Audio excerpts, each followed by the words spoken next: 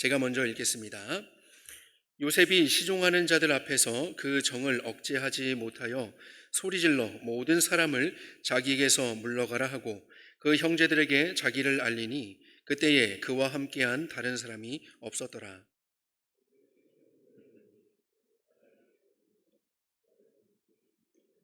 요셉이 그 형들에게 이르되 나는 요셉이라 내 아버지께서 아직 살아계시니까 형들이 그 앞에서 놀라서 대답하지 못하더라.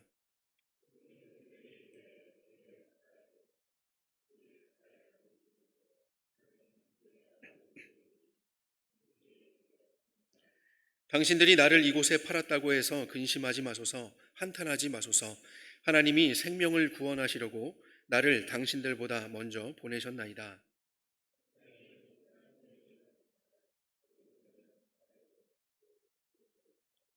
하나님이 큰 구원으로 당신들의 생명을 보존하고 당신들의 후손을 세상에 두시려고 나를 당신들보다 먼저 보내셨나니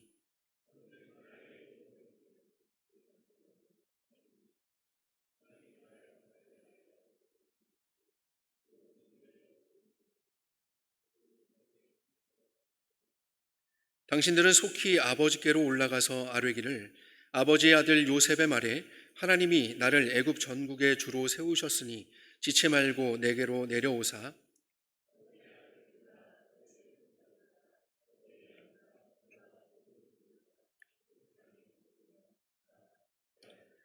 흉년이 아직 5해가 있으니 내가 거기서 아버지를 복량하리이다. 아버지와 아버지의 가족과 아버지께 속한 모든 사람에게 부족함이 없도록 하겠나이다 하더라고 전하소서.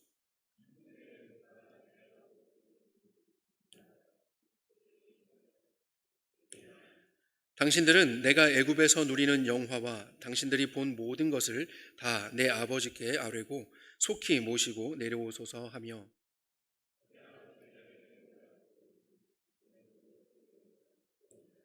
요셉이 또 형들과 입맞추며 안고 오니 형들이 그제서야 요셉과 말하니라.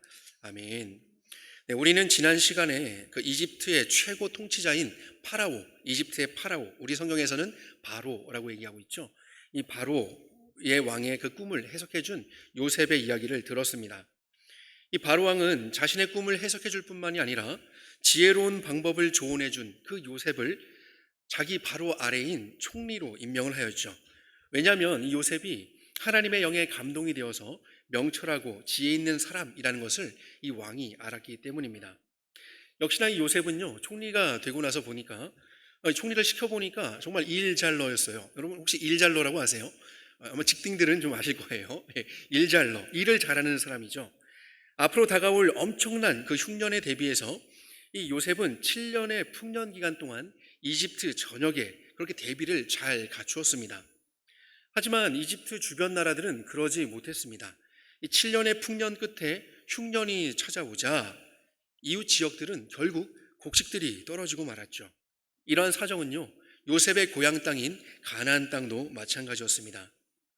결국 이 요셉의 아버지인 야곱은요, 자기의 11명의 아들 중에 막내 베냐민을 제외한 10명의 아들들을 애굽으로 보냅니다. 왜 애굽으로 보낼까요? 곡식을 사오라고 보내는 것이죠. 우리 중에 어떤 분들은 그런 생각이 좀 들 수도 있을 것 같아요. 총리나 되었는데, 요셉이 총리인데 좀 요셉이 좀 도와주면 안 되나? 라는 생각이 들죠. 그런데 여러분, 상황은 어떤 상황인가요? 이 요셉의 아버지인 야곱은요, 20년이 넘는 동안 이 요셉이 살아있는지도 모르고 그렇게 살았는지 죽었다고 생각하면서 슬픔 가운데 살고 있었죠. 요셉은요, 17살 때 형들의 손에 의해서 노예로 팔렸습니다. 그때 이 형들은 아버지에게 이 피 묻은 요셉의 옷을 보여주면서 죽은 것처럼 그렇게 말을 하였죠. 그래서 이 아버지 야곱은 아들들의 이야기를 듣고는 지금까지도 요셉이 죽은 줄 알고 그렇게 살고 있는 것이죠. 큰 슬픔 가운데 하루하루를 이렇게 보내고 있었습니다. 그의 형들도 마찬가지입니다. 그의 형들도 요셉이 어떻게 되었는지 모르기는 마찬가지였죠. 팔아버리고는 그 후로 어떻게 되었는지 전혀 알 수 없으니까요. 요즘처럼 요셉이 인스타나 유튜브를 하는 것도 아니고요. 뉴스를 보는 것도 아니었기 때문에 그 요셉의 형들도 요셉의 소식을 전혀 알 수 없었습니다. 애굽의 총리가 무슨 누가 되었는지 전혀 그날 뭐 이렇게 뉴스를 볼 수 없었죠. 노예를 팔려갔기 때문에 뭐 이쯤 되면 힘들어서 죽지 않았나, 뭐 그렇게 생각했을 수도 있겠죠. 요셉은요, 요셉은 어땠을까요? 요셉은 총리가 되었으니까 그래도 총리가 된 후에 집에 한번 찾아가 볼 수 있지 않았을까요? 근데 요셉은 총리가 된 후에 결혼을 해서 두 명의 아들을 낳았는데요. 이 아들들의 이름은 므낫세와 에브라임이라는 그런 아들입니다. 이 므낫세라는 이름의 뜻은 하나님의 말씀을 보면 하나님이 내게 내 모든 고난과 내 아버지의 온 집의 일을 잊어버리게 하셨다라는 뜻으로 므낫세라는 이름을 그렇게 지었어요. 그래서 나샤라는 그런 단어를 이 므낫세 어원이 같은데요. 잊어버리게 되었다, forget이라는 그런 의미예요. 근데 잊어버리게 하셨다라는 그런 의미를 가지고 있어요. 하나님이 내 모든 고난과 내 아버지의 온 집의 일을 다 잊어버리게 그렇게 해주셨다라는 뜻이죠. 에브라임, 둘째 그 에브라임의 이름의 뜻은요, 하나님이 나를 내가 수고한 땅에서 번성하게 하셨다. 그러니까 애굽 땅에 와서 이 애굽 땅에서 잘 살게 해주셨다라는 그런 의미로 지었습니다. 그러니까 이 아들들의 이름으로 추측해 볼 때 요셉은요, 그동안의 고생과 또 고향집에서의 모든 그 좋지 않은 기억들을 다 버리고 이 애굽 땅에서 성실하게 살아가기를 결심한 것 같죠. 그래서 이 요셉도요, 가족들을 미워하지는 않지만 굳이 아버지의 집을 찾아가지는 않았던 것 같습니다. 그리고 총리잖아요. 총리가 얼마나 바빠요. 그리고 이웃 나라를 그렇게 간다는 것, 이웃의 지역을 간다는 것은 그리 쉽지 않았을 것입니다. 그래서 이러저러한 이유로 요셉의 아버지인 야곱도 또 요셉의 형제들도 또 요셉도 서로의 소식을 알지 못한 채로 20년 가까운 시간을 각자의 삶의 자리에서 살아갔던 것이죠. 그런데 이 엄청난 흉년이 찾아오자 곡식이 떨어진 이 야곱의 집에서는요, 곡식이 있는 이 이집트로 곡식을 사러 갈 수밖에 없었던 것입니다. 그렇게 요셉의 10명의 형들이 이집트에 곡식을 사러 왔을 때에 그들은 총리인 요셉을 만날 수밖에 없었죠. 왜냐하면 이 곡식을 파는 일은 총리가 담당하는 그런 일이었기 때문입니다. 우리는 이 장면에서 영화에서나 볼 법한 그런 장면이 벌어지는 것을 우리는 볼 수가 있어요. 형제들이 곡식을 사기 위해서 이 이집트의 총리 앞에 섰을 때에 이 형들은 저기 있는 총리가 요셉이라는 것을 전혀 생각하지도 못하고 알지도 못했습니다. 하지만 요셉은 그 형들을 단번에 알아보았죠. 여러분이 요셉이라면 어떻게 하겠어요? 나를 팔아서 그렇게 고생하게 만들던 그 형들, 나를 그렇게 미워하던 형들이 지금 나는 이제 높은 자리에 앉아 있고요. 지금 저기에서 곡식을 사러 이렇게 오게 되었어요. 그럼 여러분들은 그 형들을 보면서 어떤 생각이 들겠어요? 어떻게 하겠어요? 반가워서 안고 덩실덩실 춤이라도 췄을까요? 아니면 저 괘씸한 형들을 자신의 권력을 이용해서 감옥에 가둬 버렸을까요? 여러분은 어떻게 하시겠어요? 아무 생각이 없으시죠? 그래요. 지금 이 요셉은요, 1번도 아니고 2번도 아니었습니다. 오히려 요셉은요, 형제들을 모른 척 하면서 시험하기 시작했죠. 이 시험이라는 단어 자체가 마치 그 요셉이 형들에게 복수하는 것처럼 그렇게 여겨질 수 있지만 그렇지 않습니다. 이 시험은요, 물론 성경에서 시험이라고 표현하고 있지는 않지만 제가 이렇게 이제 표현하고 있는 거예요. 근데 이 요셉이 했던 이 모든 일들, 이 시험은요, 요셉이 형제들과 진짜로 화해를 하기 위한 과정이었던 것이죠. 요셉과 형들의 첫 만남 후에 한참이 지나고 난 다음에 있었던 일이지만 오늘 우리가 읽은 이 창세기 45장 5절을 보면 요셉은 이렇게 이야기하고 있어요. 45장 5절을 보면요, 당신들이 나를 이곳에 팔았다고 해서 근심하지 마소서, 한탄하지 마소서. 하나님이 생명을 구원하시려고 나를 당신들보다 먼저 보내셨나이다. 여러분, 요셉은 지금 형들을 원망하지 않습니다. 오히려 지금 근심하지 마세요, 한탄하지 마세요 라고 오히려 형들을 위로하고 있죠. 형들이 요셉을 팔아버린 일은 분명히 잘못한 일이었지만 요셉은요, 자기에게 일어난 이 일을 하나님 편에서 생각할 수 있는 그런 지혜가 있는 사람이었습니다. 요셉은 형들의 잘못을 진심으로 용서했지만 형들도 자신들의 잘못을 회개하고 있는지 그것을 확인하는 것이 필요했던 것이죠. 그리고 이것은요, 요셉을 인도하신 하나님께서 이 형제들도 인도하시는 방식이었습니다. 이게 창세기에서 우리가 쭉 보는 그런 하나님의 방식인 것이죠. 성경을 보면요, 요셉의 형들도 요셉을 팔고 난 후에 꽤 괴롭게 살아왔던 것 같습니다. 예전에는 그렇게 시기하고 질투하는 마음이 커서 그렇게 요셉을 팔아버렸지만 지금은 완전히 달라져 있었던 것이죠. 그들은 자기들이 얼마나 큰 잘못을 했는지 그것을 깨달았고 더 이상 예전처럼 형제들을 미워하면서 또 형제를 팔아넘기는 그런 사람들이 아니었습니다. 오히려 이 형제들은요, 서로 감싸며 동생 대신에 자기가 대신 벌을 받겠다라고 하면서 그렇게 벌을 받기를 자처하는 그런 모습으로 바뀌어 있었던 것이죠. 이런 형제들의 모습을 지켜보면서 요셉은 더 이상 자신의 정체를 숨길 이유가 없었습니다. 요셉은 이런 형들의 변화된 모습을 보고는 정을 억제할 수가 없었습니다. 요셉은 더 이상 감정을 스스로 억제하는 것이 불가능해진 것이죠. 여러분 혹시 여러분 영화나 드라마를 보다가 눈물샘이 터진 적이 있으신가요? 사실 오늘 장면도요, 우리가 눈물 없이 보기는 정말 힘든 그런 장면이에요. 우리가 지금 뭐 함께 이렇게 있으니까 망정이지 혼자서 여러분 이거 읽었으면 여기서 이제 이렇게 눈물이 흘렀을걸요. 부끄럽지만 저는 이제 읽으면서 이렇게 눈에 이제 이렇게 습기가 차는 것을 좀 경험을 했습니다. 이 장면이 얼마나 이 감동적인 장면이냐면요, 요셉이 이제 자기의 그 정체를 2년 후에 자신의 정체를 드러내는 이 모습을 지금 우리는 보고 있는 거예요. 그래서 요셉이 자기의 감정을 스스로 억제하는 것이 불가능해졌다. 그래서 그 자신의 그 감정을 억제하는 것이 불가능해졌다는 것은요, 그만큼 이 요셉의 마음이 형들에 대한 그런 원망이나 미움이 아니라 그 사랑의 마음이 있었다는 것을 우리는 알 수 있죠. 이렇게 정을 억제하지 못한 요셉은요, 수종들던 모든 사람들을 다 나가게 하고는 형제들에게 자신을 밝힙니다. 그리고는 어린아이처럼 엉엉 울어버리고 말죠. 근데 그 우는 소리가 얼마나 컸는지 우리 성경은요, 근처에 있는 바로의 궁전에서도 요셉이 우는 소리가 들렸다, 요셉의 울음소리가 들렸다라고 기록을 하고 있습니다. 요셉은 형제들에게 자신이 요셉이라고 밝히지만 그러나 형제들은 어때요? 그야말로 얼음이 되어 있죠. 3절 마지막에서 이렇게 말씀합니다. 형들이 그 앞에서 놀라서 대답하지 못하더라.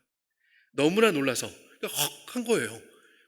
도무지 믿을 수 없는 그런 일들을 앞에서 보고 있기 때문에 아무 말도 할 수 없었던 것이죠.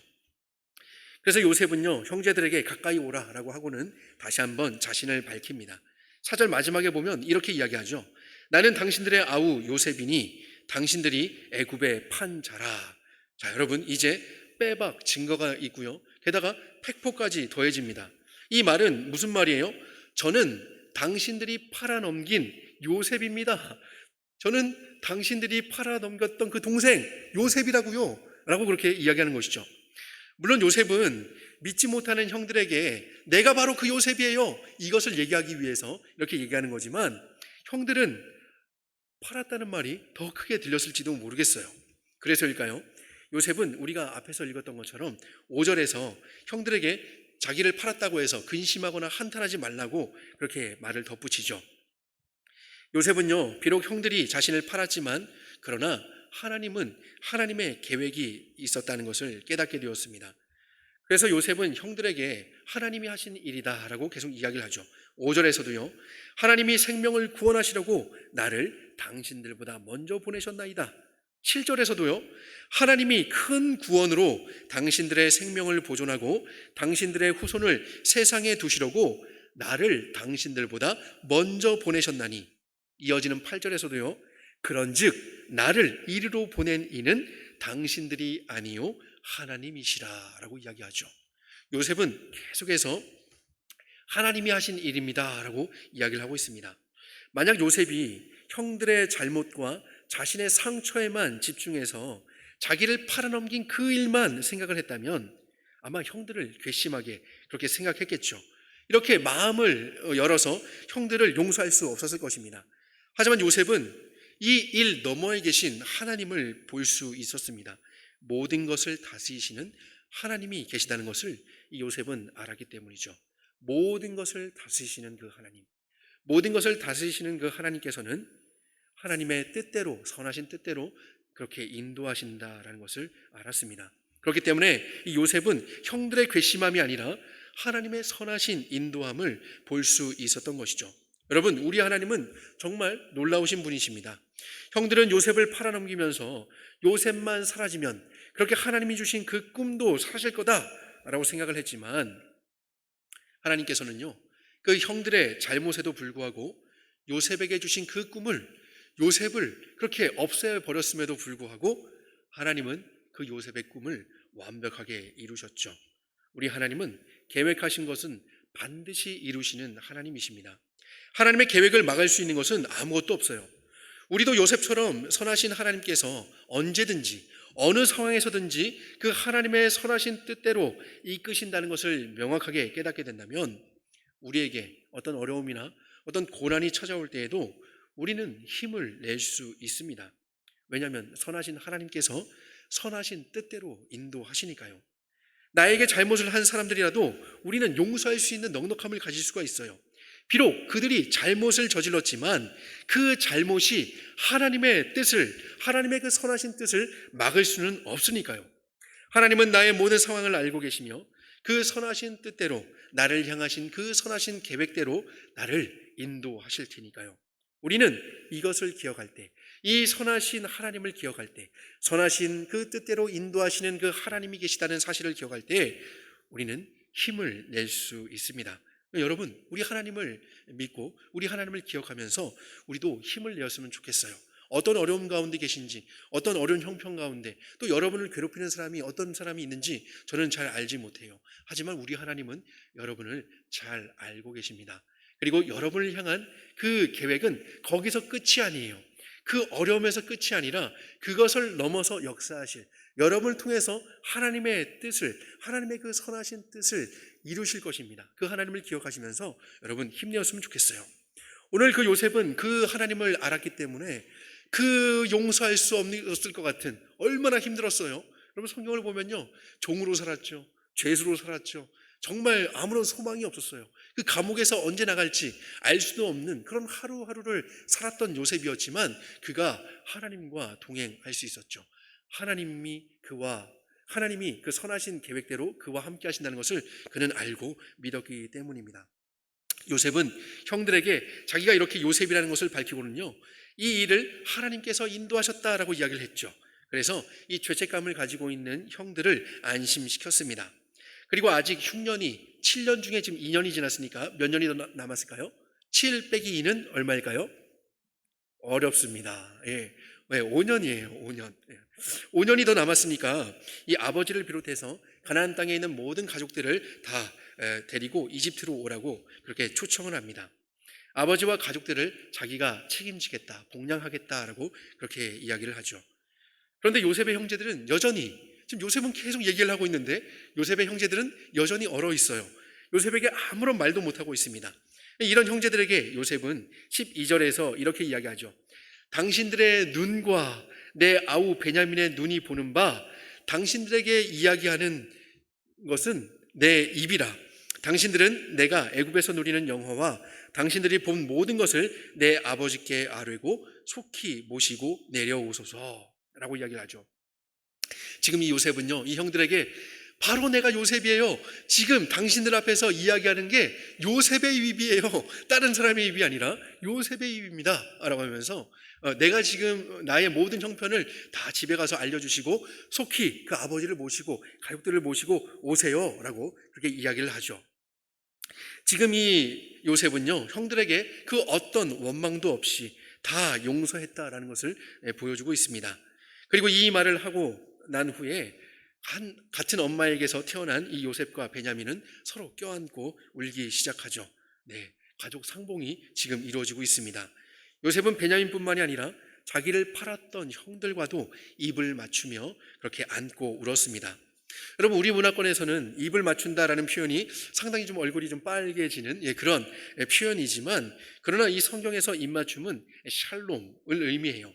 평화, 화평의 관계를 의미하는 것이죠. 원수와는 입 맞추지 않습니다. 평화의 관계에 있는 사람들과 입을 맞추며 서로의 그 안부를 묻곤 하죠. 그래서 이 입맞춤이라는 것은 평화의 관계, 화평의 관계, 화목한 관계를 의미합니다. 그러니까 이 요셉은요, 말뿐만이 아니라 이렇게 행동으로도 형들을 완전히 용서했다라는 것을 보여주고 있는 것이죠. 그랬더니 그제서야 형들이 요셉과 말을 하기 시작합니다.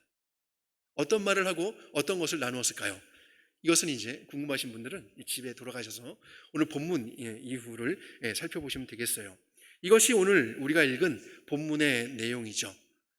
요셉이 자신의 정을 억제하지 못하여 그 이제 완전히 변화된 그 형제들의 모습을 보고 자기가 요셉임을 밝히고, 그리고 그 형제들을 완전히 용서했다는 것을 이야기하고, 자기가 이렇게 애굽에 온 것은 형들의 잘못 때문만이 아니라 하나님께서 나를 먼저 보내셨다라고, 하나님이 하신 일이다라고 이야기를 하면서 이제 그 애굽으로 초청하는 모습을 우리가 보았습니다. 어떠세요? 정말 감동적이죠. 이 정을 억제하지 못하실 분이 계실지도 몰라요. 근데 이 이야기는요, 단지 요셉과 그 형제들의 이야기가 아니에요. 사실 이 이야기는 우리의 이야기입니다. 우리는 우리 중심적인 경향이 있어서요, 어떤 이야기든지 우리 자신을 그 이야기의 주인공과 동일시하려고 하는 경향이 있어요. 그래서 이 이야기 속에서 우리는 요셉의 입장에서, 자, 내가 누구를 쿨하게 용서해 줄 수 있을까를 생각하려고 하는 경향이 있죠. 물론 우리는 앞서 살펴보았던 것처럼 하나님의 선하신 계획을 믿으며 우리의 고난과 우리의 상황을 이해해야 합니다. 그리고 우리에게 잘못한 그런 사람이 있다면 또 용서해야 하죠. 하나님 말씀을 보면 어디에서도 미워해라, 그에게 원수를 갚아주어라 라고 말씀하시는 부분이 없어요. 정말 놀라울 정도로 사랑해라, 용납해라, 관용해라, 그 사람을 이해해라 라고 그렇게 이야기를 하죠. 사랑하라는 말밖에 없어요. 어떻게 그렇게 사랑할 수 있을까요? 어떻게 그렇게 용서할 수 있을까요? 우리가 그렇게 용서할 수 있는 것은 요셉의 형들이 용서를 받았던 것처럼 우리도 용서를 받았기 때문입니다. 요셉의 형제들이 시기심으로, 그 미워하는 마음으로, 질투 때문에 요셉을 애굽에 팔았던 것처럼 사실 죄인인 우리는요, 하나님을 사랑하지 않습니다. 특히나 하나님께서 이 땅을 구원하시기 위해 보내신 그 아드님이신 예수님을 결코 사랑하지 않아요. 죄인은 예수님을 사랑할 수가 없어요.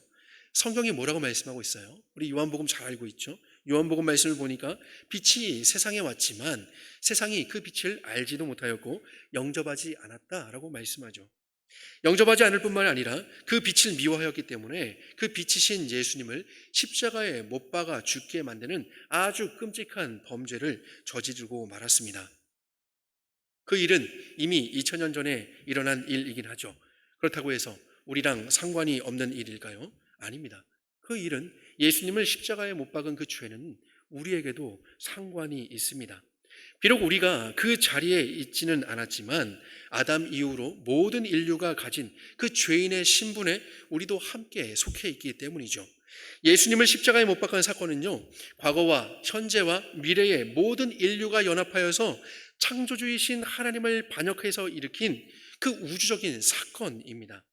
역사적으로 예수님을 십자가에 못 박게 한 그 사람들은 2000년 전에 살았던, 그래서 나랑은 전혀 상관이 없는 그런 사람들이 아니라 게다가 나는 한국인, 그 사람들은 이스라엘 유대인이라고 해서 그렇게 나눌 수 있는 사람들이 아니라 바로 타락한 본성을 가진 나의 대표자로서 나를 대신해서 나와 함께 그곳에서 예수님을 거부한 것이죠.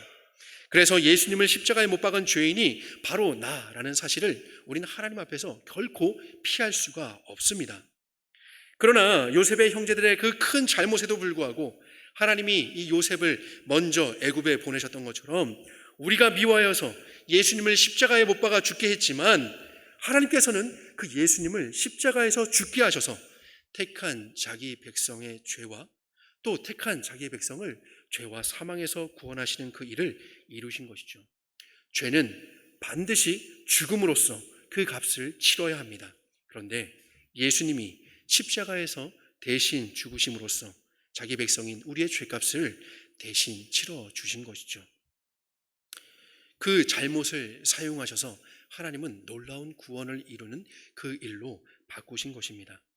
그리고 요셉의 형들이 자신들이 판 요셉을 통해서 그 극심한 흉년에도 목숨을 건져냈듯이 우리에게는 영원한 죽음의 심판이 기다리고 있었지만 우리가 십자가에 못 박은 그 예수님을 통해서 영원한 생명을 얻게 된 것이죠.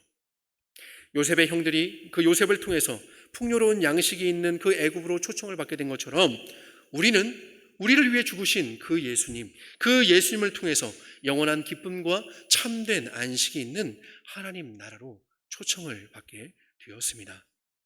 이 요셉의 형들은요, 요셉에게 완전히 용서를 받았기 때문에 더 이상 이전의 그 죄에 대해서 죄책감을 가지지 않아도 되었습니다. 요셉은 후에 형들이 가족을 데리러 이 가나안 땅에 돌아갈 때에 길에서 서로 다투지 말라라고 그렇게 요청을 합니다.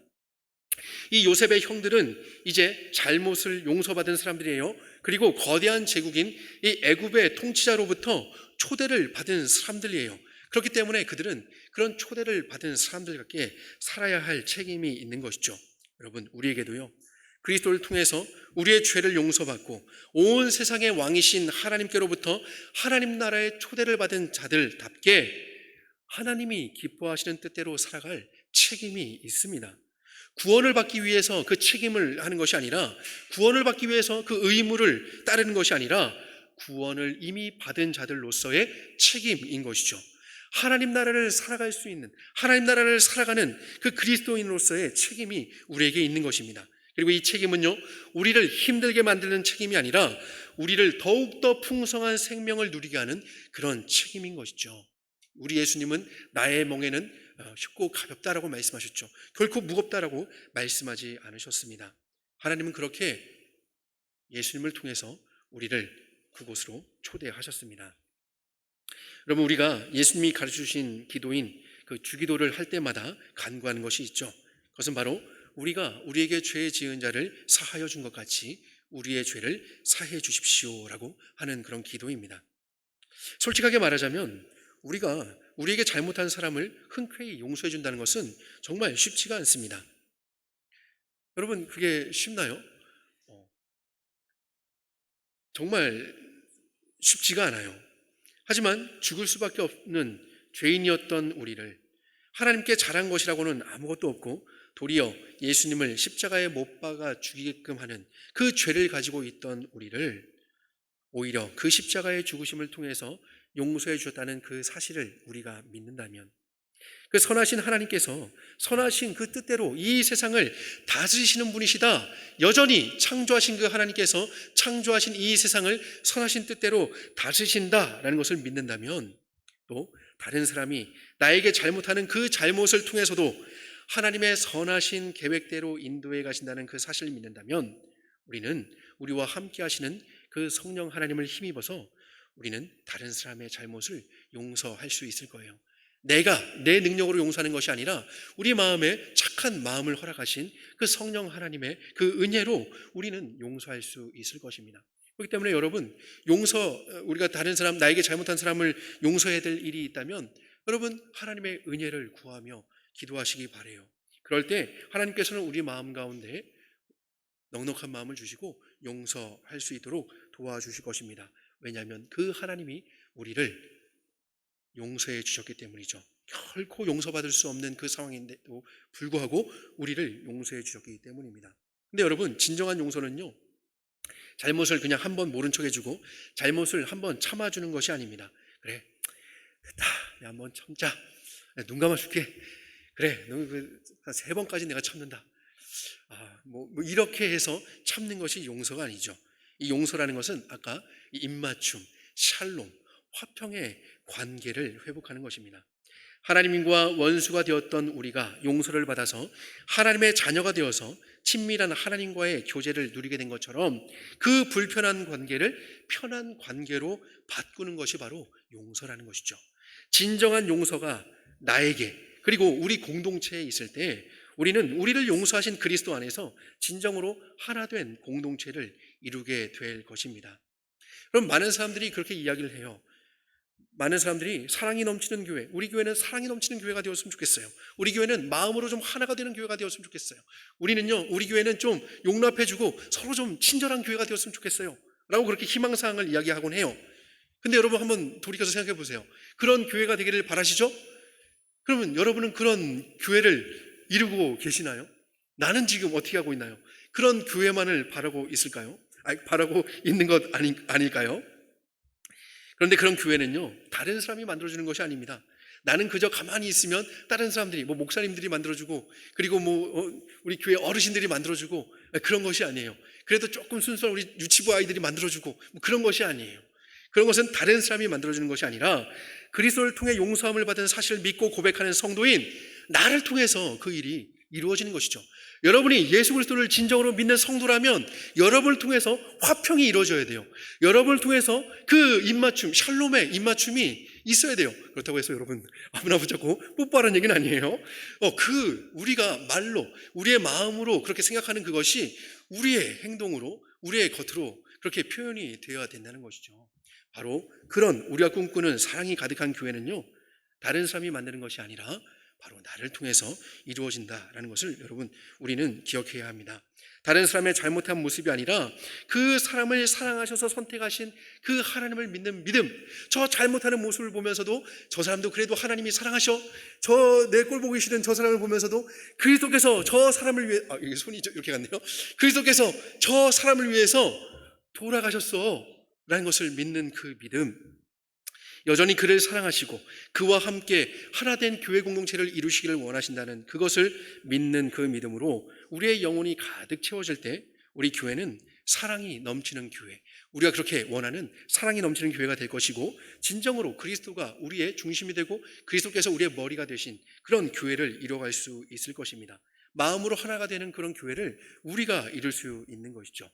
나로부터 시작되리, 이렇게 될 거예요. 왜 이렇게 심각하세요? 지금 농담을 던졌는데 어려우세요? 어렵죠? 그러니까 하나님의 은혜를 구하면서 우리가 나아가야 되는 거예요. 우리의 능력, 우리의 실력으로 안 돼요. 여러분, 내가 용서해줄게, 내가 한번 사랑해봐야지. 여러분의 실력으로 하면 100%, 이건 진짜 100%예요 100% 넘어질 수밖에 없습니다. 나는 빵퍼예요 하나님이라고 할 때 여러분은 그렇게 될 수 있을 거예요. 하나님의 은혜로 우리는 이겨낼 수 있습니다.